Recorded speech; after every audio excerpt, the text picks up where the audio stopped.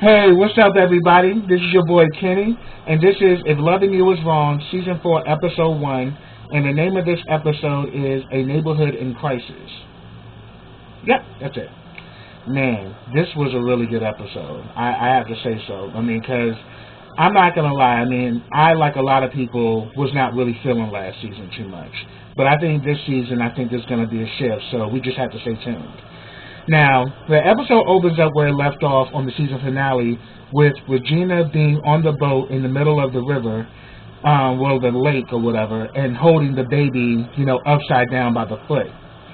We actually see this racist, evil, maniacal, trifling bitch drop the baby in the water. And I was glad that the FBI was there because you saw Lucian tell the guy, he said, I got a shot, and he said, take it. The guy took the shot, hit her right in between the eyes, and, Virginia was done. Alex is frantic because, one, her baby could possibly drown, but then also her mother's dead. So it's like she got a double whammy right in front of her eyes. Well, the great thing about it is that Brad was the one who swam and actually saved the baby. And he pretty much Lucian did CPR and brought the baby back and actually got the baby crying again. So the baby's good, and they pretty much have to get the baby to the hospital. While all this is going on, you have a situation where Alex and Eddie get into it because Eddie is still being the same smug, bullshit artist that he always is. Always starting something and just has the biggest ego in the fucking room. So him and Alex are going back. He's like, and he pretty much called her a bitch and was like, look, you ought to be lucky, you ought to be lucky you're still breathing. And then next thing you know, him and Randall get into it. And Randall pretty much say, like, you tried to hang me. And he's like, yeah, but obviously you're still here, so what's the problem? I mean, just doesn't give a shit. And Randall is just like, after this whole situation, you would think that this would human Randall. Randall is, I would have to say, is even more of an asshole now after this situation. Because now he definitely has a bone to pick with Alex. Because he knew Alex was behind the whole thing. Next, we also have a situation with, and then also him and, also Eddie and Lucian going back and forth too. They even have a scene later on where they kind of like going back and forth at each other, and Lucian is ready to take Eddie down, but Lieutenant Stevens actually, he wants to go after the whole cartel, meaning Julius's family. Like, he wants to take down the whole cartel. I mean, the matriarch is now dead, and Tilda has now inherited pretty much the house and his money, which is going to be crazy because if the FBI is investigating them, she could lose all that shit. So we definitely see that going on, and it's like making me question: is Lieutenant Stevens really behind Lucius 100%? And I think through the season we'll find that out, because due to the fact that he's ready to take down Eddie, and due to the fact that there are two missing officers, one being Pete, the other one being Andrew, and the fact that Eddie actually showed up to the scene in Andrew's car, but Andrew wasn't with him. So it's to the point where Lucian is just fed up, and he's ready to take him down now.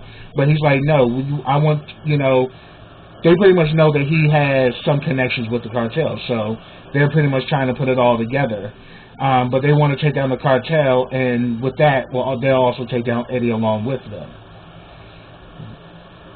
But hey, we'll see how that's going to turn out. But something's making, I'm kind of suspicious about Lieutenant Stevens, so I'm going to let that be known. Next, we actually have Esperanza. She's at the 911 station. She gets a call from Kelly, because it's pretty much dead because, one, where they are, there's no reception out there, which is why they can't find Andrew, because Andrew is not that far from them, but they just have to either pay attention to the side of the road if he's still there. because Eddie shot him on both of his legs. If you remember watching last season, so there's no reception out there, so none of the phones are ringing because mostly everybody's out there, including the FBI. So Kelly's asking questions, trying to get Esperanza. She pretty much tells Esperanza about what's going on with Travis and all that. And then Esperanza had the nerve to say, oh, well, you need to make better choices with these, like, trying to say, like, you need to make better choices with these men. I'm like, bitch, the woman who had a baby with Eddie's crazy ass, every time you turn around, he treating you like shit, but you still take him back? Girl, get the hell out of here. You can't talk about nobody. Just stupid ass. Anyway, and then also Marcy is at the house with Kelly, and Marcy is still asking questions, about, what's going on, but Esperanza knows nothing. But then Kelly lets Esperanza know that Officer Rick is actually right now investigating Ramsey's house. But then Kelly is kind of suspicious because she thinks that Travis may have something to do with it, because Travis did make that statement that I made Ramsey go away for good. So she's still harping on that shit that she thinks Travis did something to Ramsey. But as of right now, they don't know anything.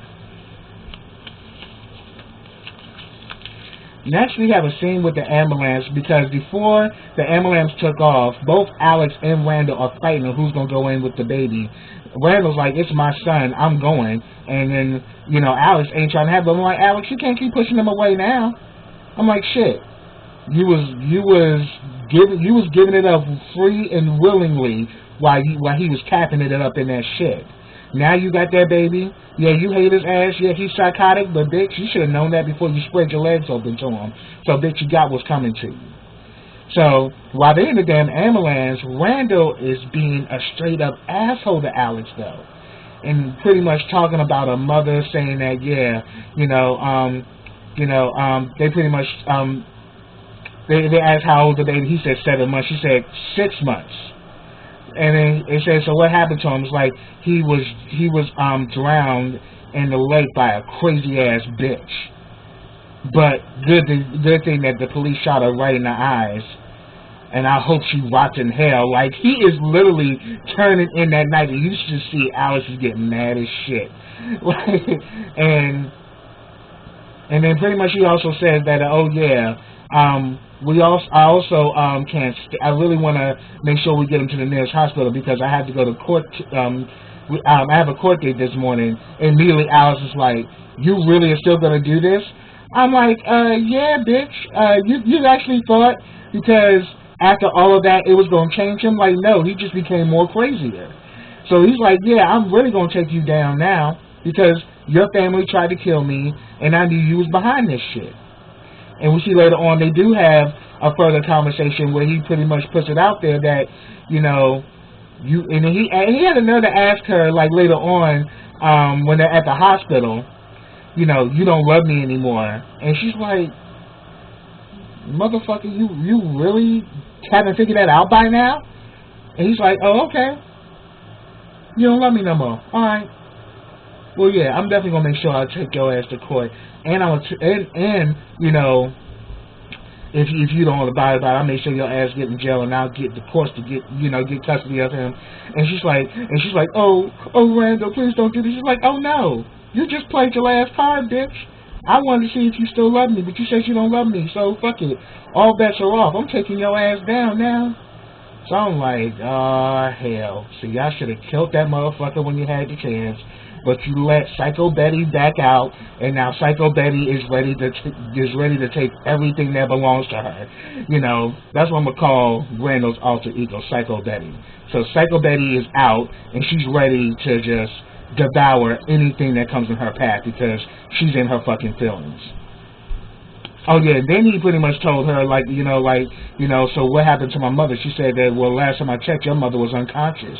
And she was a movie star. If my mother is not conscious and she's not walking around, you're gonna be sorry. Mark my words. You're gonna be sorry.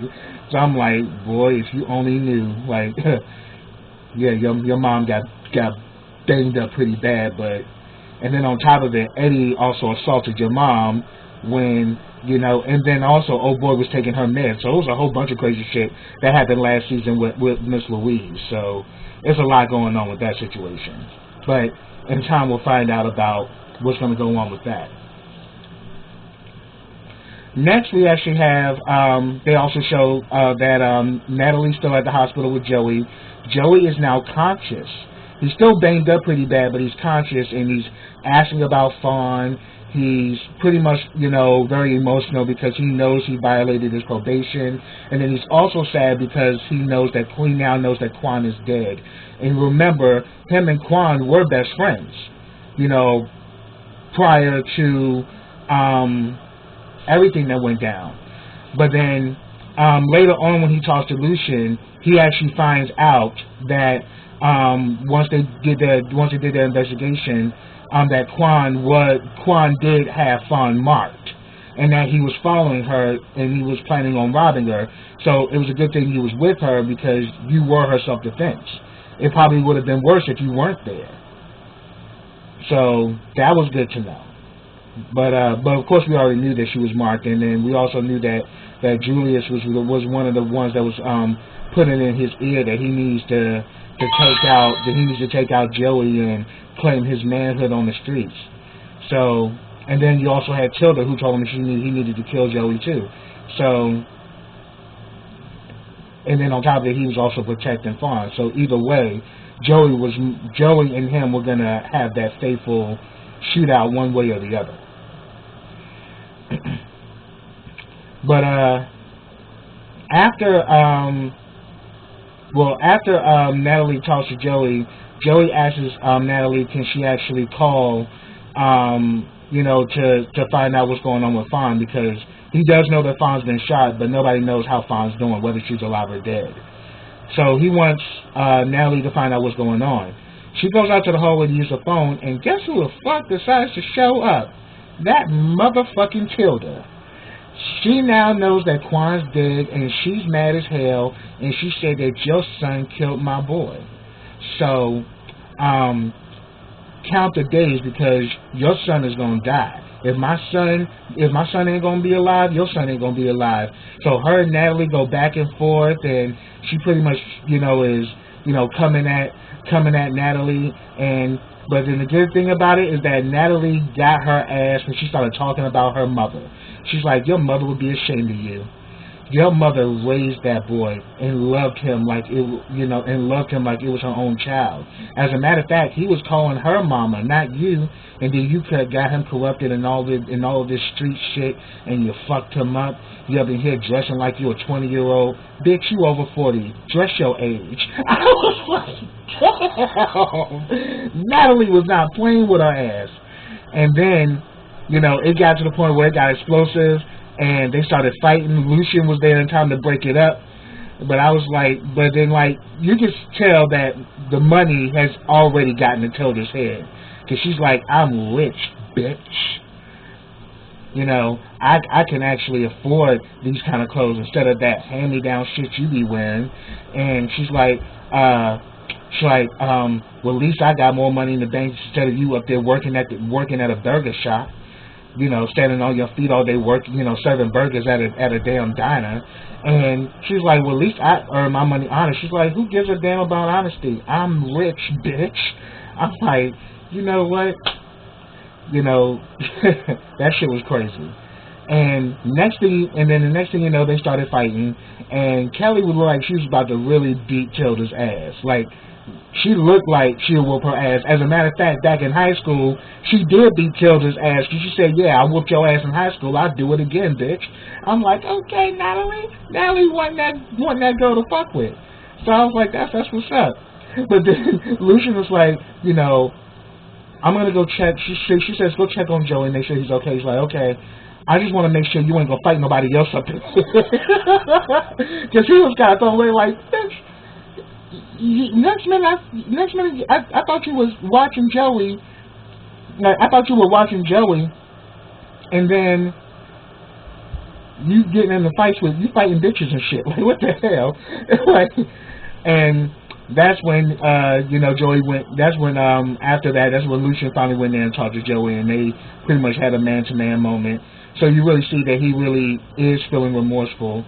But he also brings up about his probation and all that. He said, why would he, and he was like asking Lucian, like, why would he come after me like this? He just kept coming after me. And he was saying that, look, sometimes we get enemies that we don't even know are even there. Sometimes you thinking you entertaining somebody who's a friend who's really is an enemy. But you just have to prepare yourself and know how to deal with it, and that you can, you know, that you can protect yourself. But then he was telling him that as far as your probation, we're not going to worry about that right now. The main focus is you getting better. Okay, now back at the back in the neighborhood, we see that there's yellow tape at Ramsey's house. So already I knew something has went down, that there's either a dead body or something. Damn, Esperanza shows up. She goes to Rick, trying to use her means of persuasion to get information. Rick ain't letting Esperanza know nothing. And you can tell Esperanza feels some kind of way. I'm like, no, that's Rick. Rick is on Lucian's team, and he is by the book. Like, he's FBI, but he's also undercover. And he wasn't telling Esperanza nothing. And Esperanza felt some kind of way. I'm like, yeah, bitch, this ain't fucking Eddie. But then I think, you know, Esperanza Messias gonna tell Eddie, like, I went to ask him questions and he wouldn't tell me anything. And then, you know, Eddie's like, what do you mean he wouldn't tell you anything? He always reports to me. Why didn't he report to you? Like, all this bullshit. I'm like, you know what? I could be all over the place right now, but I'm saying as far as that, yeah, I'm thinking, yeah, shit's gonna get crazy. Because you know, we know Esperanza can be fucking messy. Next she goes in the house. Marcy still wants to know what's going on because they haven't heard anything. And, you know, Esperanza's mad because damn Rick didn't give her no information. So they literally are just in panic mode, and pretty much Esperanza decides she's gonna go and get the kids ready for school, and Kelly and Marcy decide to go out to see what's going on. So they go out to the crime scene, and they actually talk to Officer Rick. Now, Officer Rick actually talks to Kelly, and he pretty much says that we have a dead body, and he said, do you know who? And he's like, look, we haven't made an identity yet, but next thing you know, he pulls out a picture and says, is it this guy?